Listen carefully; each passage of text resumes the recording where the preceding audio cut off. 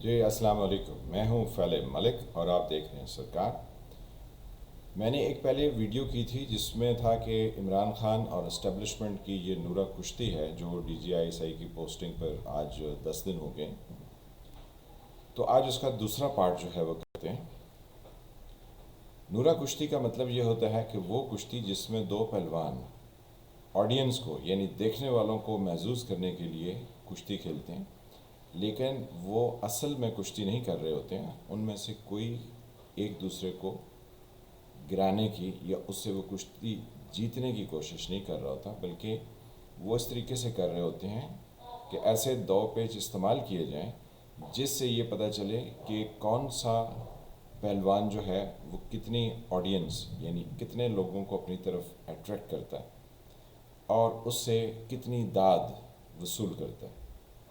تو یہ عمران خان اور اسٹیبلشمنٹ کے درمیان جو کشتی ہے، آخر اس کی وجوہات کیا ہیں اور کیوں ہیں، اور ابھی تک یہ 10 دن سے یہ جو بظاہر ہمیں ایک انٹرٹیننگ پولیٹیکل ماحول لگ رہا ہے، یہ کیا آیا اصل میں ہے یا اس کے اندر نورہ کشتی کا ماحول موجود ہے۔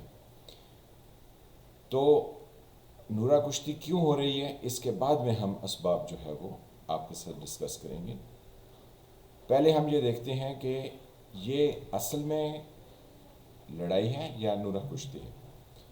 جیسا کہ ہم جانتے ہیں کہ پی ٹی آئی کی حکومت یعنی عمران خان صاحب جس وجہ سے وزیر اعظم ہیں، وہ مخلوط یعنی جس میں کاف لیگ بھی ہے، جس کے روح رواں چودھری شجاعت یا گجرات کے چودھری جن کو کہا جاتا ہے، اور ایم کیو ایم، اور اس کے ساتھ چھوٹے گروپ بلوچستان سے وہ شامل ہیں جو کہ اس حکومت کو بنانے میں عددی طور پر، کیونکہ ہم دیکھتے ہیں کہ قومی اسمبلی کے فلور پر ووٹ ڈالے جاتے ہیں اور جس اتحاد کے یعنی مختلف پولیٹیکل پارٹیز کے لوگ جب ووٹ کرتے ہیں تو وہ کس شخص کو اپنا لیڈر منتخب کرتے ہیں۔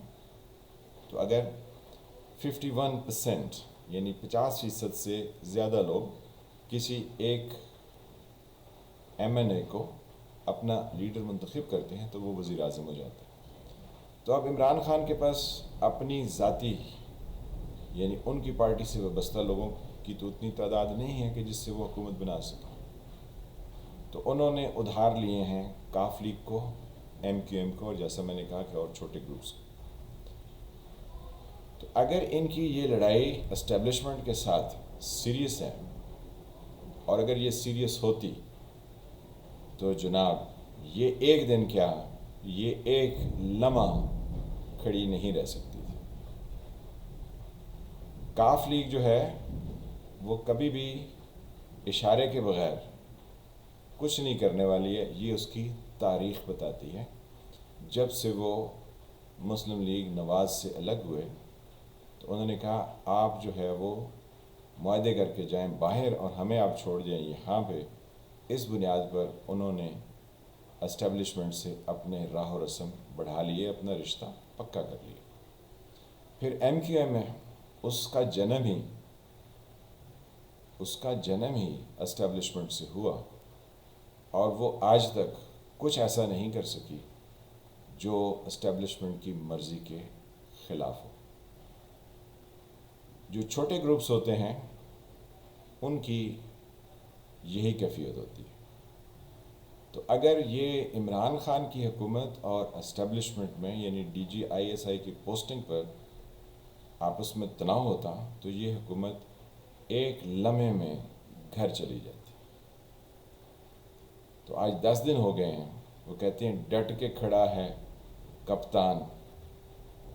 تو یہ سب جو ہے وہ نورہ کشتی ہے۔ وہ کہتے ہیں آپ اس طرح کی ہوا چلاتے جائیے، ہم نے کوئی اشارہ نہیں کرنا، تو خوب گزرے گی جو مل بیٹھیں گے دیوانے دو۔ تو یہ دونوں ایک دوسرے کے دیوانے ہیں اور یہ مل بیٹھے ہیں۔ اب ہم دیکھتے ہیں کہ اس سے کیا بینیفٹ حاصل کرنا چاہتے ہیں. آخر یہ جنگ و جدل جو بظاہر ہمیں ایک آپس میں تناؤ لگتا ہے لیکن حقیقت میں وہ نہیں ہے، یہ کیوں ہے؟ اس کو سمجھنے کے لیے ہمیں پاکستان کے ان حالات کو سمجھنے کی ضرورت ہے جن پر اکثر و بیشتر ہم نہ کان دھرتے ہیں اور نہ ہم ان کے بارے میں سوچتے ہیں. اگر آپ پاکستان کی تاریخ کے کچھ اوراق پلٹ کے دیکھیں، یعنی تاریخ کو دیکھیں، تو آپ کو پتہ چلے گا کہ یہاں پر 60s میں بہت زیادہ پولیٹیکل وولٹائل سچویشن تھی. یعنی پاکستان کے اندر لوگ جو تھے وہ پولیٹیکلی بہت ایکٹیو تھے اور اویئر تھے. ان کے اندر ڈیولپمنٹ کا جذبہ موجود تھا، ان کے اندر اپنے رائٹس کے لیے فائٹ کرنے کی اسپرٹ موجود تھی، اور وہ تبدیلی کے، حقیقی تبدیلی کے خواہاں لوگ تھے. تو جب یہ ہوا چلی تو کسی نے ایسٹ پاکستان کے لوگوں کو پیغام بھیجا کہ آپ اتنے چین چین کرتے ہیں تو آپ ہم سے الگ ہو جائیے. تو ایسٹ پاکستان کے جو لوگ تھے جن کو یہ پیغام دیا گیا، انہوں نے کہا کہ ہم تو آلریڈی میجورٹی میں ہیں، ہماری تعداد زیادہ ہے. یہ جو ویسٹ پاکستان میں لوگ قبضہ کر کے بیٹھے ہیں اقتدار پہ، ان کی تعداد، یعنی ان کے لوگوں کی تعداد جو کہ پورے ویسٹ پاکستان میں، ان کی تعداد کم ہے. تو جو مائنارٹیز ہوتے ہیں، یعنی جو چھوٹے گروپ ہوتے ہیں، جیسے اگر ہم موجودہ پاکستان میں اگر سینیریو دیکھیں تو پنجاب جو ہے وہ اس کی تعداد زیادہ ہے. اگر ایک پولیٹیکل پارٹی پنجاب سے جیتتی ہے تو اسے کسی دوسرے صوبے کے ایم این ایز کی ضرورت ہی نہیں ہے حکومت بنانے کے لیے، وہ اکیلے بنا سکتی ہے کیونکہ پنجاب اتنا بڑا صوبہ ہے. تو اب پنجاب جو ہے اس کے اندر ایجوکیشن بھی ہے، اس کے اندر یعنی ایم این اے اس کے زیادہ قومی اسمبلی میں پہنچتے ہیں، تو وہاں پر ان کی تعداد بھی زیادہ، تو وہ حکومت بھی بنا سکتے ہیں.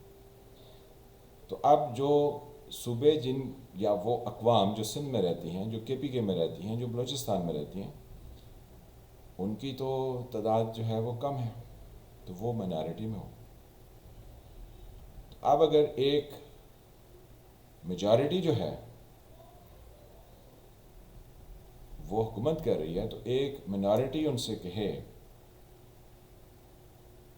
یعنی ہم اب سینیریو کو تبدیل کرتے ہیں کہ یہاں پر کے پی کے لوگ جو ہیں وہ پاکستان پر حکومت کر رہے ہیں، تو وہ پنجاب کے لوگوں کو کہیں کہ اگر آپ کو زیادہ مسئلہ ہے تو آپ ہم سے الگ ہو جائیے. تو پنجاب کے لوگ کیا کہیں گے کہ ہم تو تعداد میں زیادہ ہیں، تو میجارٹی تو الگ نہیں ہوتی ہے، مائنارٹی الگ ہوتی ہے، آپ الگ ہو جائیے.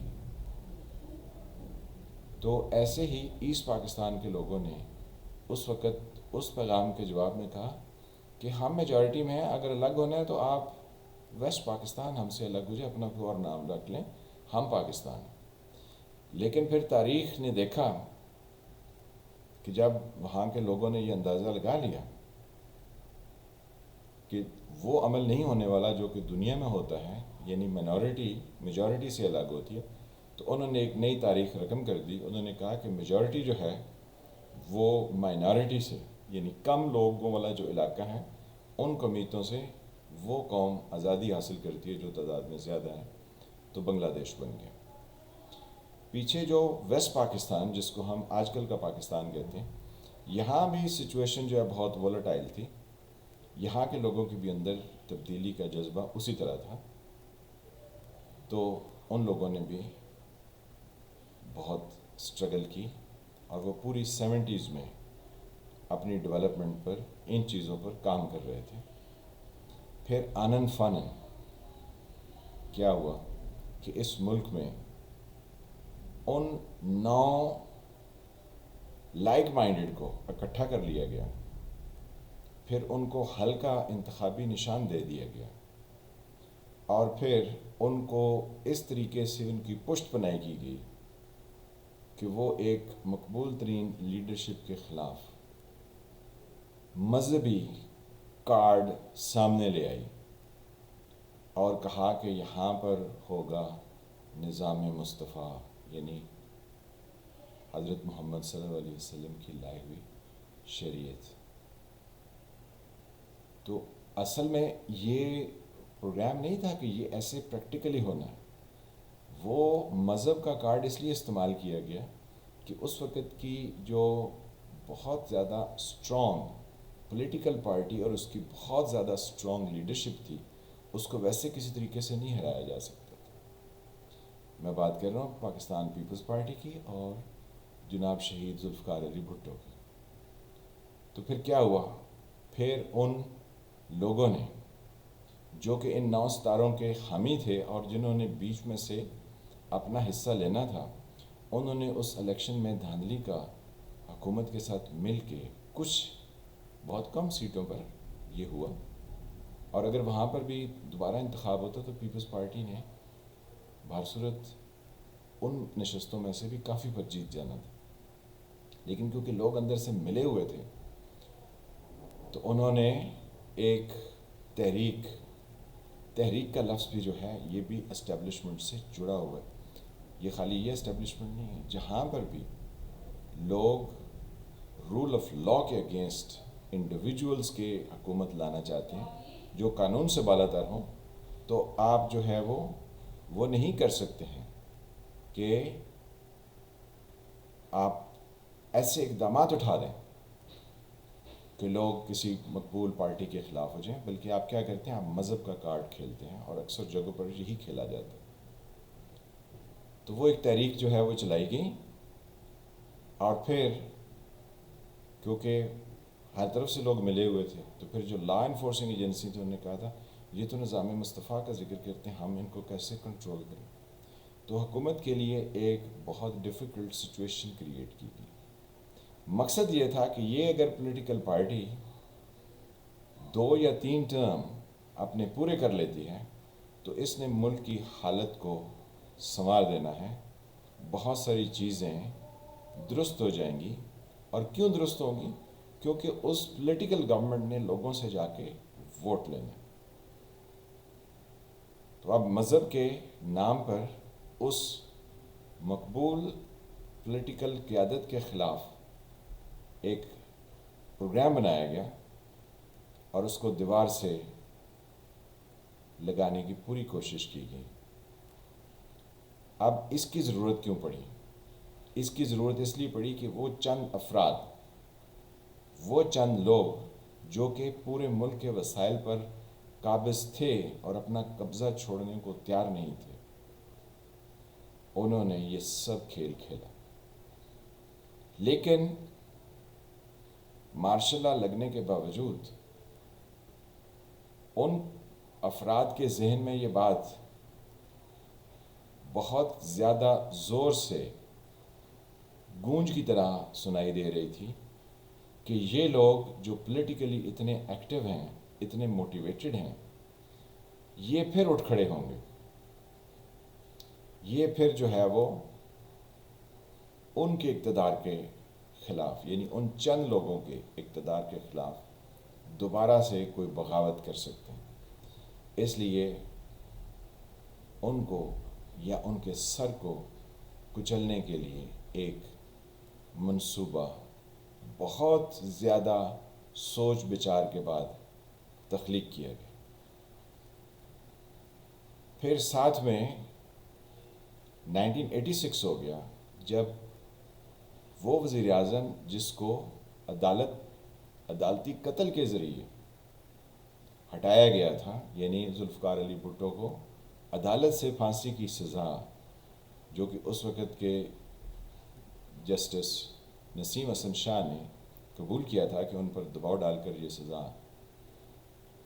ان سے دلوائی گئی ہے اور ان کے ساتھی ججز سے، تو یہ عدالتی قتل تھا۔ تو جب شہید بے نظیر بھٹو 1986 میں پاکستان میں واپس آئیں تو پھر سے یہ خوف ان لوگوں کے دلوں میں تیزی سے سرایت کر گیا کہ یہ تو وولٹائل سچویشن ہے اور چیزیں ان کے ہاتھ سے باہر ہو جائیں گی، کیونکہ جن لیڈرز کو عوام کی تائید حاصل ہو ان کو کوئی دوسرا ہرا نہیں سکتا۔ تو پھر مڈ 80s میں آ گئے، کیونکہ اس وقت ایک غیر جماعتی الیکشن ہو چکے تھے جو کہ 1985 میں ہوئے تھے، تو تبھی یہ ماحول بنا تھا کہ محترمہ بے نظیر بھٹو پاکستان میں 1986 میں واپس آ سکیں۔ تو محمد خان جنیجو جو کہ ایک نان پارٹی بیسڈ قومی اسمبلی کے، جس کو اس وقت مجلس شورا کا نام دیا گیا، یعنی اسلامی نام رکھ لینے سے یہاں لوگ یہ سمجھتے ہیں کہ وہ اسلامی ہو گیا، تو ایسا تو نہیں ہو سکتا۔ بہرحال مجلس شورا کا نام رکھ دیا گیا، جو کہ آج بھی اس کو قانون میں مجلس شورا ہی کہا جاتا ہے، تو کوئی ایسی بات نہیں ہے۔ لوگوں نے کہا کہ ٹھیک ہے، آپ نام یہ رکھ لیجئے، آپ پارلیمنٹ کا لفظ نہ استعمال کیجئے، آپ کوئی اور لفظ نہ استعمال کریں، آپ مجلس شورا کہہ لیں۔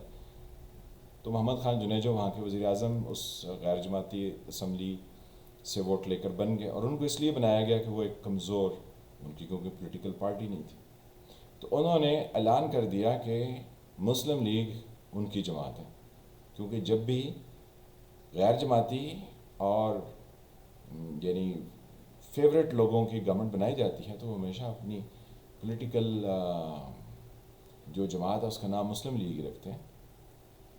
جیسے مشرف دور میں مسلم لیگ بنی تو اس کو مسلم لیگ قائد اعظم کا نام دے دیا گیا، جس کے بعد میں آصف علی زرداری نے کہا کہ یہ تو قاتل لیگ ہے۔ پھر قاتل لیگ کی کیا وجوہات ہیں وہ ہم آگے چل کے آپ سے ڈسکس کریں گے۔ تو بات ہو رہی تھی کہ جو نان پارٹی بیسڈ الیکشن کے نتیجے میں قومی اسمبلی معرض وجود میں آئی، اس نے محمد خان جنیجو کو الیکٹ کیا، سلیکٹ نہیں کیا، اور محمد خان جنیجو نے کہا کہ میری جماعت مسلم لیگ ہے، تو پھر وہ ان کے ہاتھوں سے باہر نکل گئے جنہوں نے یہ سمجھا تھا کہ یہ شخص ان کے مفاد کے لیے کام کرے گا۔ اس کی پولیٹیکل انڈرسٹینڈنگ اتنی تھی کیونکہ وہ ایج کی اس بریکٹ میں محمد خان جنیجو تھے جہاں پر اقتدار اور تاریخ اور موت بہت اچھی طرح سے سمجھ آ چکی ہوتی۔ تو محمد خان جنیجو نے کہا کہ یہ مارشل لا اور یہ پولیٹیکل سیٹ اپ ایک دوسرے کے ساتھ نہیں چل سکتے ہیں، مارشل لا کو جانا ہوگا۔ تو پھر نواز شریف صاحب نے ان کی پیٹھ میں چھرا گھونپ دیا اور اسٹیبلشمنٹ کے کہنے پر یہ آگے بڑھائے۔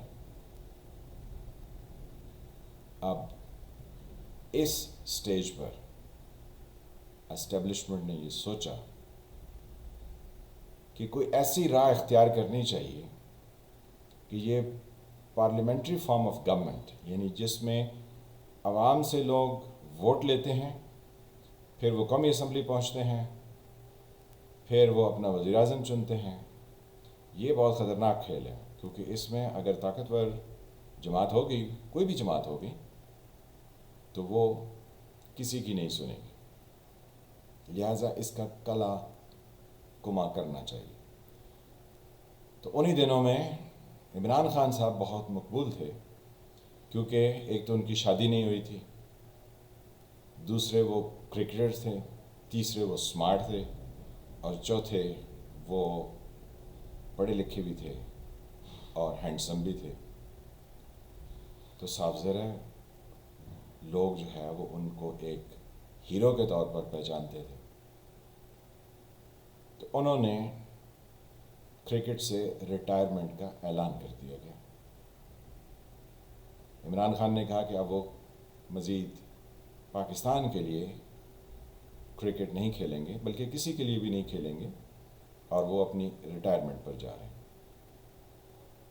تو ان کی مقبولیت اور بڑھ گئی کہ ایک ایسا کھلاڑی جو کہ اتنا مشہور ہو گیا، اور صرف پاکستان نہیں بلکہ پاکستان سے باہر بھی ہے، اور اس نے ریٹائرمنٹ کا اعلان کر دیا، واہ واہ، یہ تو بہت اعلیٰ۔ تو اس کو اچک لیا گیا. اس کو جب اچکا گیا یعنی اس کو جب منتخب کر لیا گیا اپنے کسی لارجر مقصد کے لیے، تو اس وقت کے صدر جنرل ضیاء الحق صاحب ان سے ملے اور ان سے کہا کہ آپ میری درخواست پر، یعنی ضیاء الحق مرحوم کی درخواست پر، پاکستان کرکٹ ٹیم کی کپتانی دوبارہ سے قبول فرمائیے اور پاکستان کو آنے والے ورلڈ کپ کے لیے اپنی قیادت مہیا کیجیے. تو عمران خان صاحب نے اسی طرح، پھر وہ پنجابی کا لفظ ہے کہ ان کو وہ پھونک چڑھ گئی اور انہوں نے وہ قیادت قبول کر لی. تو عوام کو بھی سمجھ نہیں لگا کہ یہ جو ان سے کہا گیا ہے آخر اس کے پیچھے مقصد کیا ہے. تب سے وہ پلان بنا جو اب 2021 میں آ کے پروان چڑھ رہا ہے. آگے کیا ہوا، کیسے ہوا، کیوں یہ سب کچھ کیا گیا، اس کو اگلے پارٹ میں آپ کے ساتھ شیئر کرتے ہیں. تب تک کے لیے خدا حافظ.